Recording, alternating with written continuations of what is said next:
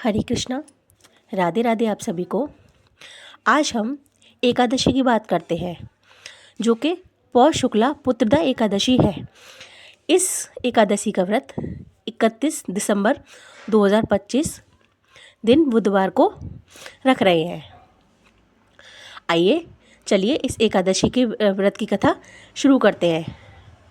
धर्मराज युधिष्ठिर श्री कृष्ण जी से बोले, हे भगवान, अब आप पौष शुक्ला एकादशी की कथा सुनाइए। श्री कृष्ण ने कहा, हे धर्मराज, जिसके करने से अनेकों जन्मों के पाप नष्ट होकर पुत्र आदि की प्राप्ति होती है, ऐसे महात्मा को ध्यान लगाकर सुनो। काम, क्रोध, लोभ और अभिमान का त्याग कर फूल आदि से पूजा करनी चाहिए। इसकी पूजा भगवान नारायण के नाम से होती है। दक्षिण प्रदेश में भद्रावती नामक नगरी में सुकेतु नामक एक धर्मात्मा राजा राज्य करता था। उसको सब प्रकार से सुख होते हुए भी पुत्र नहीं था, इसलिए वह बहुत दुखी रहता था।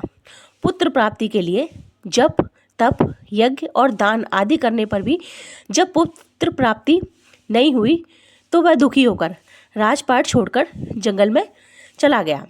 वहाँ भूख प्यास से तड़प आत्महत्या करने का विचार करने लगा। एक दिन व्याकुल होकर भगवान से प्रार्थना करने लगा, हे भगवान, मैं बहुत दुखी हूँ, मेरी रक्षा करो।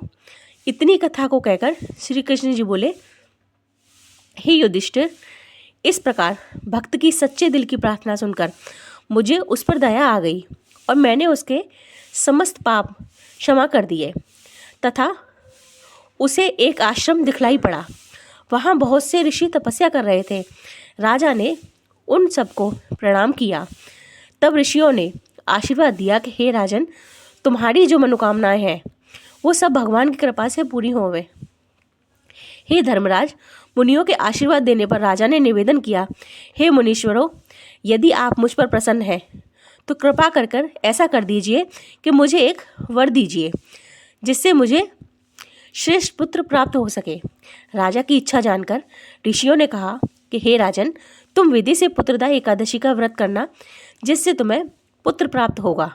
हे धर्मराज, ऋषियों की आज्ञा से राजा ने पुत्रदा एकादशी का विधि पूर्वक पूजन व व्रत किया, जिसके उसके धर्मात्मा सदाचारी बेटा उत्पन्न हुआ और राजा अंत समय मोक्ष को प्राप्त हुआ। जैसा कि आप सभी जानते हैं कि इसमें फलाहार का विशेष महत्व होता है। तो इस दिन फलाहार किस चीज़ का लेना है? इस दिन नारायण की पूजा की जाती है तथा गाय के दूध का सागर लिया जाता है। जैसा कि हम सभी जानते हैं कि इस दिन जो एकादशी का दिन है वो अपने आप में एक महत्वपूर्ण होता है। ये बहुत विशेष दिन माना जाता है तथा इसमें लक्ष्मी नारायण की पूजा पूरे भक्ति भाव से और सच्चे हृदय से की जाती है। जो एकादशी का व्रत रखता है उसे महान फल की प्राप्ति होती है तथा हम सबको एकादशी का व्रत अवश्य ही करना चाहिए। अगर आपको मेरी वीडियोस अच्छी लगती हों तो इसको लाइक और सब्सक्राइब करिए। राधे राधे।